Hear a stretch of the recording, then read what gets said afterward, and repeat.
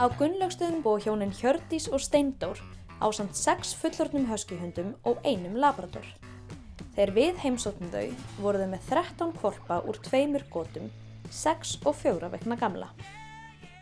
Geturðu sagt mér aðeins frá tegundinni? Þessi tegund, hún náttúrulega tiltölulega ný á Íslandi og ég féll fyrir, vinkona mín átti svona huskyhund úr fyrsta gotinu á Íslandi og ég féll algjörlega fyrir tegundinni þá og það er svo margt sem ég finnst þeir hafa sérstakt. Þeir eru ótrúlega skemmtilegir, oft mjög skapgóðir, þeir eru sjálfstæðir, þeir gera yfirleitt ekkert fyrir þig sko nema þeir langi til þess og rosalega eiginlegt að draga, mannelskir, barnelskir mjög.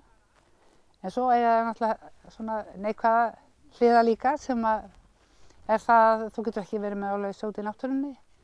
Þeir veiða sér fugla og kindur og svoleiðis og svo fara þeir mikið úr hárum. En það er lítið lykt af þeim og þeir gelta lítið. Þetta er svona kostar og gallar. Hjónin fengu sinn fyrsta huskyhund árið 2003 en hann var úr öðru gotinu af þessari tegund á landinu. Þau fluttu inn handa honum 2 tíkur og hófu sína ræktun árið 2006 og voru þau að fá hvolpa úr sínu 18. goti. Hvolparnir hjá þeim hafa verið frá 8 og niður í 1 í hverju goti. Hvað eru þeir gamlir þegar þið látið það frá ykkur? Fyrsta lagi 8 vikna. Þá eru þeir heilsufarsskoðaðir og bólusettir og slíkt og senda umsókn ættbók. Og hvað þarf góður ræktunarhundur að hafa? Hver eru eiginleikarnir sem þið skoðið? Við skoðum fyrst og fremst skapgerð og svo náttúrulega byggingu. Þetta þurfa að vera við viljum hafa þá kraftmikla, góða sleðahunda og þeir eiga líka náttúrulega að passa í sýningu sko. Það er bara huskyhundur, það er bara einn standard og það er bæði sýningar og keppnishundar sko. En af hverju ákváðuð þið að fara út í svona hundaræktun? Það var nú bara því að þessi fyrsti sem við fengum var svo flottur. Hann var fljótlega íslensku meistari, fyrsti íslenski meistarinn sem fæddur á Íslandi. Og þá ákváðum við bara að flytja inn handa honum tíkur og byrjuðum að rækta 2006. Voruð þið þá aðalega að rækta fyrir ykkur? Eða? Nei, þá vorum við ekki að rækta neitt fyrir okkur. Þá vorum við bara að prófa þetta og meira að segja tókum ekki hvolp úr goti fyrir löngu seinna. En við fengum nokkra tilbaka og þeir hafa ílengst hjá okkur. Og er þetta bara fjölskylduhundar eða eru það að nota þá í einhverjum sérstökum tilgangi? Þetta er bæði. Þetta eru bæði sleðahundar sko, sem hafa unnið við hundasleðaferði núna undanfarin 3 ár og síðan er þetta bara heimilishundarnir okkar.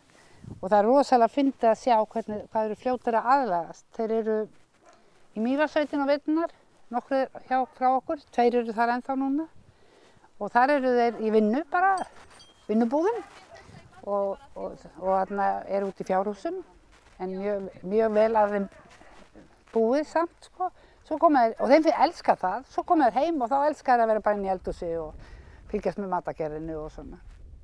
Já, þessa hunda er hægt að nota í ýmsum tilgangi og hafa hundarnir þeirra verið notaðir sem leitarhundar, mikið í sleðadrætti, verið heimsóknarvinir hjá Rauða krossinum og unnið fjölda viðurkenninga á sýningum.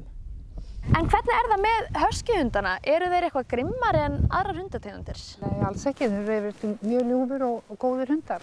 En það er mjög sterkt veiðilíðun, mjög sterkt. Við höfum aldrei nokkuð tíma orðið var við að þeir væru grimmir gagnvart börnum eða fólki, en þeir fara og veiða sér dýr ef þeir eru lausir. Og það einmitt, kannski að þeir eru voða hrifnir af kindum og mega ekki vera lausir í nálægð við kindur, þá kannski einmitt var það ástæða fyrir því að ég fór með nokkra huskyhunda sem við áttum að leita fé sem var grafið í snjó og hafði verið grafið í meira en hálfa mánuð þegar við byrjuðum að leita. Og þetta var bara tilraun sko, maður vissi ekkert hvernig þetta myndi fara, þetta var æðislegt. Við fundum yfir 30 kindur og það sem best var að sérstaklega gamli minn, að þeir gerðu greinamun á dauðu og lifandi. Þannig við þurftum ekki að vera að grafa upp dautt, heldur gátum einbeitt ykkur í lifandi fé.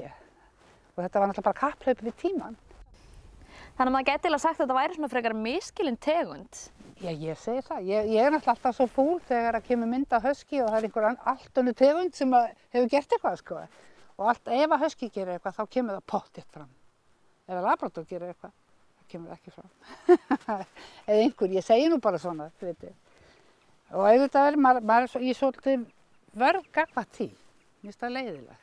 En ég held að okkar hundar séu mjög vel liðnir hérna á Austurlandi. Við höfum gert margt skemmtilegt. Við höfum verið á skíðasvæðinni Stafdal páska. Við höfum tekið sjúklinga á svona kerru og látið draga þá eftir selasnum. Og svo var ég með Rauðakrosshund. Fór einu sinni í viku í 2-3 ár. Hvað felur þú í sér að vera Rauðakrosshundur? Heimsóknarvinur. Þá fórum við á sjúkrahúsið og þeir sem vildu hitta okkur komu fram í anddyri. Og það var margir sem vildu hitta eld. Það var mjög gaman að því. Og svo fórum við á sambýli, einu sinni í viku. Þannig þeir hafa verið í ýmsu? Já, þeir hafa sko verið í ýmsu.